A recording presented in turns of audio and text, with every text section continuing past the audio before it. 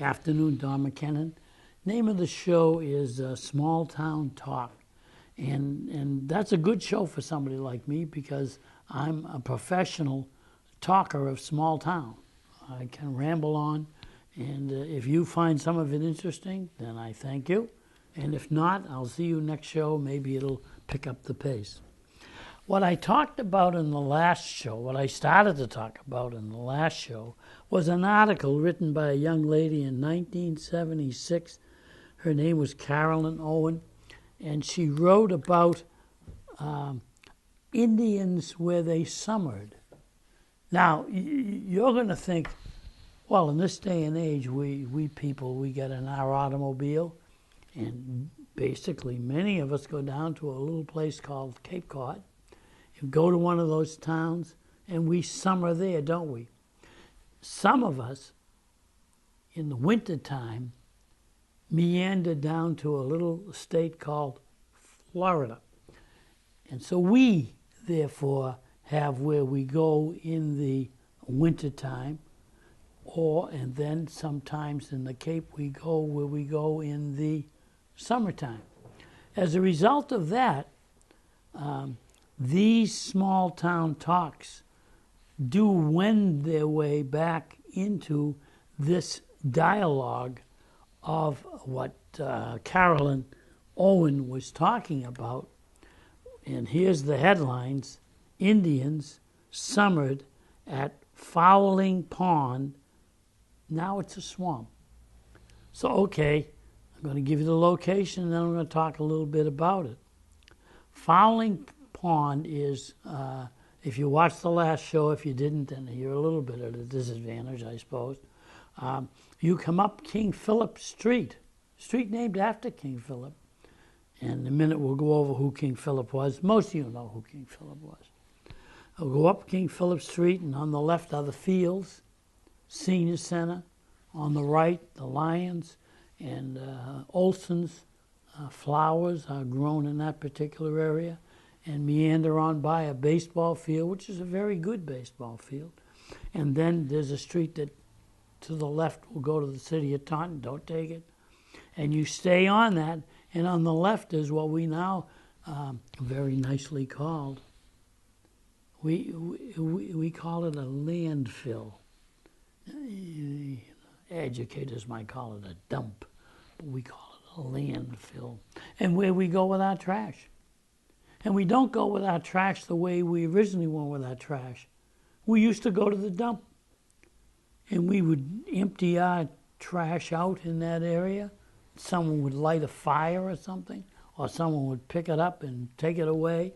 And for quite a few years, that was active until we got environmentally sensitive. And then it became a landfill.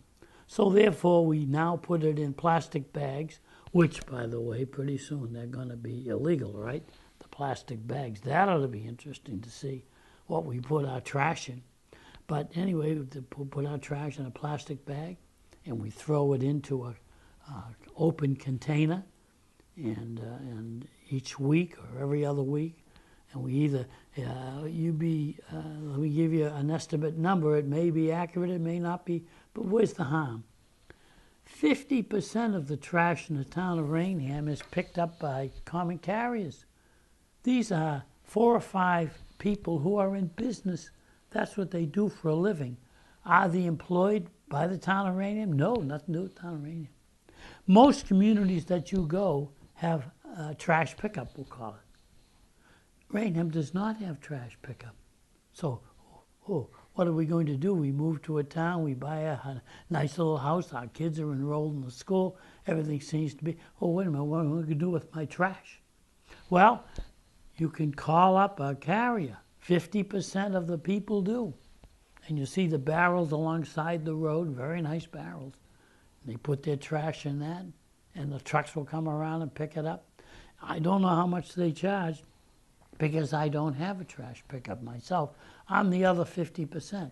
50% of the people in the town of Raynham, on a regular basis, go to the local landfill.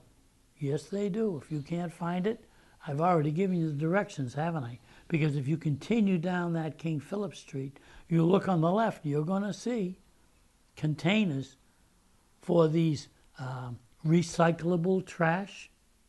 So therefore, cans of aluminum, paper, things of this nature, an entire section of the landfill, we do still call it the landfill, is for that. That's the purpose of it.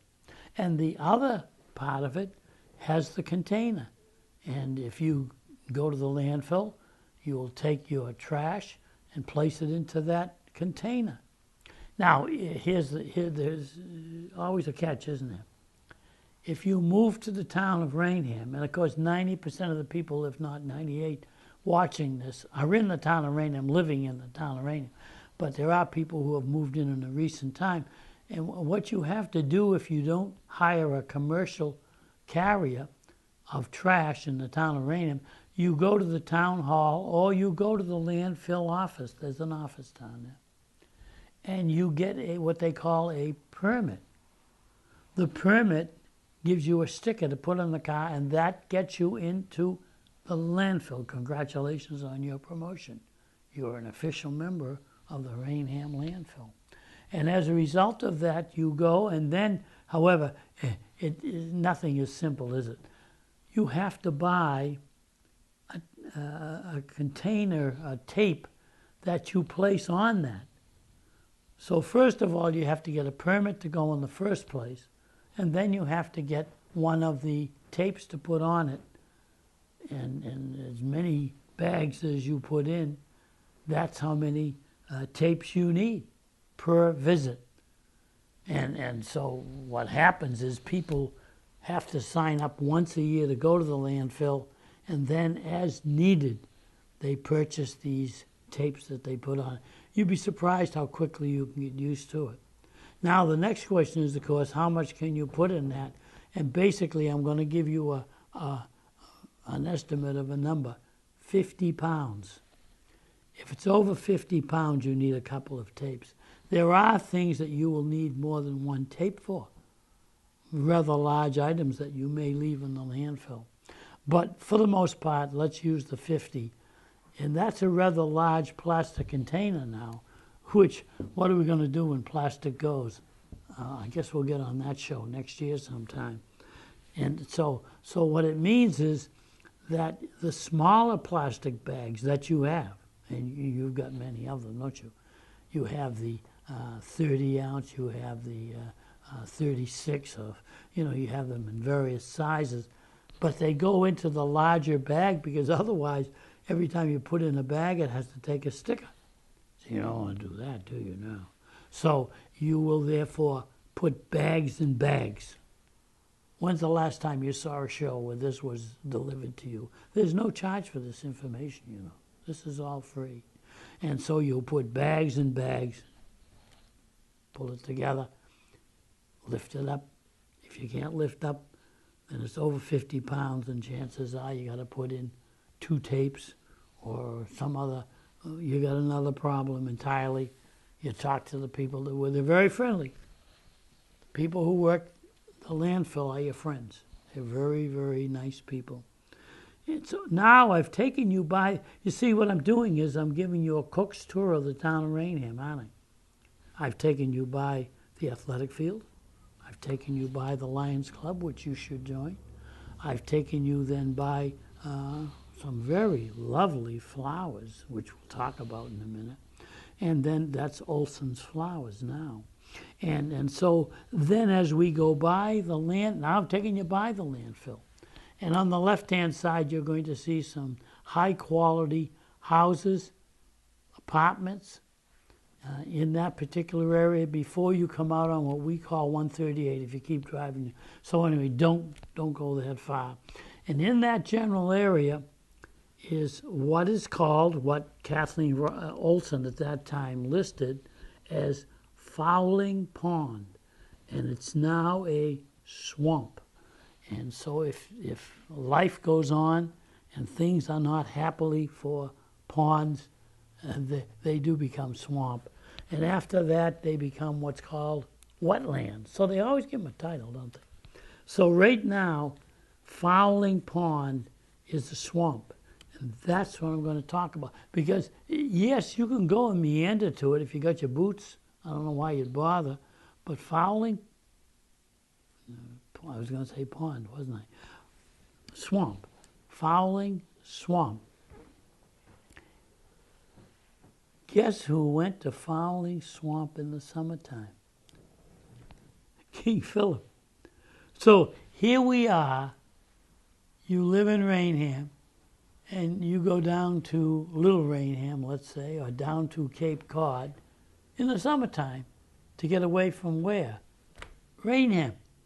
And then here is King Philip, who really lives in about Mount Hope in Rhode Island. He didn't live in, understand this about Plymouth now, it wasn't a place where Native Americans wanted to live. So it isn't as if King Philip, that would be irony, wouldn't it? If King Philip came from the Cape to go to Raynham for the summer, whereas the people in Raynham now in the summer come from Raynham and they go to the Cape. Life isn't that simple. But King Philip basically lived in Mount Hope in a state called now Rhode Island. Not that far away from us. Those of you people, if you're new to this area, take a ride down the street a little bit, and you won't be long before you'll be in a state called Rhode Island. So that's where King Philip lived. But in the summertime, now Fowling Pond had its name by virtue of the fact of fowls. The fact that that particular pond, and it was a pond at that time. It was like the local pond that we have here in the town, the Nip. The property at that time for King Philip was where he would get in his canoe, just as you think he might. Yes, he did. And he would paddle about, and he would fish. He would get game. And yes, he would get fowl. And he would spend the summer where it was shady and the wind was blowing and it was comfortable. And he summered in Raynham at the Fowling Pond. Now, if you're really new to the area, we apologize to those people who think you're so smart, you're such a townie. I know what it is. Well, not talking to you for 5 minutes. Give me a couple of minutes if it isn't bothering you. Give me a couple of minutes. For people who might move here from other states, might not know, that the area now that I'm going to refer to is an area which was, in the complex of things, part of then known as the town of Taunton. Now, most of you people moving new to the area will call it the city of Taunton, correctly, by the way. You are correct. But once you've done that, you understand that that isn't always the case. That all of the municipalities, small communities, so I don't want to fall in the trap of calling them cities, do I? They were all towns. Boston was a town. And therefore, these all worked under the same umbrella as your small towns that you moved to now. And when Philip came to this particular area, if you're really new to the area and you're a little bit of a historian, you're not working off the name of King Philip, are you? You're not working off the name of Metacomb, are you? You're working off the name of Massasoit. And so therefore you say that's the Native American, or in the 50s you would have called him Indian. That's the Indian that greeted the Pilgrims. And you would be, however, correct. That is correct. But he was the elder chief. And this is a little bit of this and that about the history of the Native American at that time, which you don't hear much about. They don't teach it too often. For one, you got a minute? Is that showing it all? So that's a picture of the best they can for the look-alike of what King Philip looked like at that time. And then who is this King Philip? McKinnon keeps talking about King Philip. Who is it? And King Philip, however, is the son of Massasoit. He would be, in a sense, a prince, wouldn't he? And Massasoit would be the chief of the tribe. You hear now about the problems of various names of titles of tribes that because they want to set up a here's another one. This one isn't exactly the most favorable picture, but there's another picture of King Philip. And Philip was the younger of the two sons of Massasoit. Now I'm going to start to get involved in a little bit of the history that isn't pleasant about what I will use the term at the time, colonialist. But the simpler form was to say he or she was a white man. The Pilgrims were the white man coming in a boat, getting off the boat. Native Americans taught them how to pitch tent, taught them how to grow corn, taught them how to survive as best they could. And even then, only 50% lived, remember. And Massasoit was stuck with that group of white men, we'll say it that way now, that arrived in the boat to settle in. They didn't know where they wanted to go particularly, but they know where they landed. And as best they can, they thought if this call him a chief, Massasoit, if he would help them find out how to survive in this sort of... By the way, it isn't easy. You know, you and I, we come down with all the amenities, don't we? Well, they didn't have the amenities, so I'm not criticizing them. They didn't offer an awful lot at that time. And as they came down, the Native Americans would say, well, why did the, quote, Indians care to do anything about them? Why did they take care of them? And the white man did come with certain tools, if you will, that the Native American didn't have. And so over a period of time, they developed things either from tools or more positive, if you will, weapons that were much more sophisticated than the Native Americans had. And so as a result of that, they thought, well, let's be friendly with these whites. They don't cause any trouble. They choose to live when no one else wants to live anyway. And so let's help them out as best we can. And Massasoit did that. Did his best to make the white man comfortable as best he could.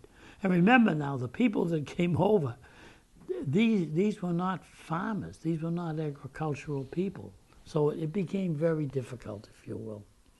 And so as it happened, as this period of time happened, Massasoit's two sons, and one was Metacomb, which is later on the white man gave him the title of King Philip. His brother, his older brother, they gave him the title of, I believe it's, I could be wrong, and you historian will make your day because you can prove I'm wrong. I believe it was Andrew. They gave him the title of King Andrew. So they both became kings, and they both were treated with great respect. And they were kind of pleased with the whole. Remember now, these are young men, and they're in their either late teens, early 20s, and they're the son of this gentleman who is considered the leader of that particular tribe. And as they meander about, they are given respect by what we call the white man. It sounds like a pretty good thing going on, right? Well, there's always trouble in what you call paradise, isn't it? What happened was somewhere down around Mount Hope, which again was way from the Pilgrims. Now, remember what the Pilgrims had that the Native Americans didn't have. They did not know how to grow corn, but they understood government. You and I today understand government. This is why we keep voting it in and out, don't we? We keep putting in a person one day who knows nothing about government, you hope, so that he will not work government. And then the next day, to correct it, we have to bring someone who understands government. So you and I understand government. We do. It's second nature to us. We talk about it as children. As we get older, we talk about it. We debate it. We go through it. We've got entire channels that are dedicated to nothing but government. So we understand government. So what am I leading up to? Well, the Pilgrims understood the structure of government. And the Native Americans were somewhat in awe of them in their structure. This is how, when they became king, Philip, when they became king, Andrew, it became kind of important because they understood in the white man's world, the structure of government was based on titles. We still do that to this day, don't we? We have somebody, we call that person governor. We call that person representative or senator. We call that person president or vice president. And so senator and representative. And so we have different titles that we have that if we want to be proper, we start off by using that title and we know what it is. So the Native Americans then found that the white man had somewhat structure, and one of the things in their structure was something called a courtroom. Now, it isn't the courtroom as we know it today, but it was a group of individuals, we'll use the term, which you can use it even to this day, can't you? Town fathers. Town fathers who got together, and they made a decision on how they were going to reach decisions on things that were happening in the municipality. In this case, it's Plymouth. And for some reason, though, and here we go, let me talk to you again. You say, here he goes off the subject. But government has to decide what's their business and what isn't their business. That's what they have to decide. And once they decide and they start to do things, people who may take issue with it will challenge them in what's called the court of law. So the structure of our government is, here we go, executive, legislative, and judicial, isn't it? It's very simple, isn't it? So suddenly we've got judges, people who will make decisions on law. And they will decide what's their business. Now, normally you may say, wait a minute, that's my business. They say, no, that's the government's business. And so therefore, to this day, you see that government does occasionally get involved in something. Surprise, surprise, that's none of their business. And around it goes. And maybe you don't have enough money to fight it, so maybe you have to live with it anyway. Very quickly, I love to get myself off my own subject. And this is the most recent one. There are people that paid hundreds of thousands of dollars so Johnny and Jill could go to a prestigious college that probably they weren't qualified. Maybe they went to a private school where they didn't do too much work, and now they're going to graduate from grade 12, and they're going to go to a college. But wait a minute now. We don't want to go to a college. We'd like to go to the college. And so there are people who came up with very large amounts of money so that Johnny and Jill could go to those colleges, prestigious colleges. And how did that work out? Well, one of the ways to work it out was to give them a high test score. And so some poor soul who's been working hard for 12 years now, some poor soul has to end up going to a junior college or a less prestigious college, because Jill and John have bought their way into the slot that they would fit by virtue of their test score, which is very, very high, but isn't high that money can't buy, and so people buy the test score. The other one is really humorous. They sign them up to play athletic events they've never played. Punishment would have been, if you want to be sadistic, make them go out in the field and play the sport that they've got the scholarship. You're a right tackle on the football team, and you weigh 120, and you're 5'3", and it's a Division I football team. Make them go out and play football. So that's the other thing of it. But you may be surprised to hear, after I've badmouthed those poor people who bought the grades and bought the athletic scholarships, I think they shouldn't go to jail. I think maybe there should be a fine for them to let that poor kid that didn't make it, maybe he should be able to get something to go to college. Because when you grow up, old-timers, put your cap on, see if you remember it. I'm going to give you the term. Gentleman's grade. Do you remember that one? What's a gentleman's grade? I'm not even sure myself now. It's either a B or a C. Now, what do you mean? What does McKinnon mean, B or C? Well, the old-timers know what I mean. If your son or daughter is a Dumbo, and they couldn't pass a test if you put a gun to their head, they would go to these prestigious, I'm talking prestigious colleges. I'm not going to name them. You know who they are. And when the grade sheets would go around, McGillicuddy's father, an industrial owner of a very large corporation and a very prestigious family that we know who those families are. They're still around, right? And they write in the B or the C. That's called the gentleman's grade. And they would pass them doing that. Now, the people don't want to be reminded of that, because they want to send new rich people to jail, which that's what they're talking about, the new rich. The new rich shouldn't go to jail any more than the old rich. But old money, you remember that term? Old money. Old money shouldn't go to jail. People shouldn't be going to jail over education, making a big thing. Yeah. Sit down and clerically correct the flaw, whatever it is.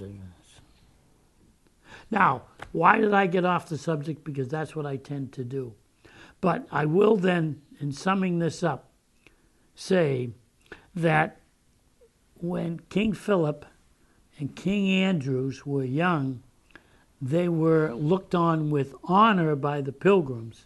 And when they were given certain elite status. But here's the zinger, and we'll finish it in the next show, but I will finish it up by saying this. There was, I believe someone was killed or someone was maimed, and they believed it was King Andrew, the eldest son. And as a result of that, and this is true. Some of the stories I tell are true. This story's true. The eldest son of Massasoit, who greeted the Pilgrims, taught them how to survive, and was their friend, his eldest son, was brought down to Plymouth and placed on trial and found guilty. And as a result of that, and I'll give you the zinger at the end, and I probably will go back to it at the beginning of the next time, he and his wife, at the side of the Taunton River, which you all know where that is now. Don't tell me you don't. Route 44, the Taunton River. And they came up from Plymouth halfway, and they pitched a tent or whatever have you, and got themselves comfortable, and went to sleep that night. And his bride woke up, and guess who didn't wake up? Guess who was poisoned? And so Andrew lost his life. Now, the Native Americans would blame Pilgrim because evidently they thought he was guilty of something, and so they poisoned him. Did they do that? Well, I'm sure they didn't. It's a big mistake, a big misunderstanding. So in the next show, which will probably be in the year 2020 or something, the years go by, right?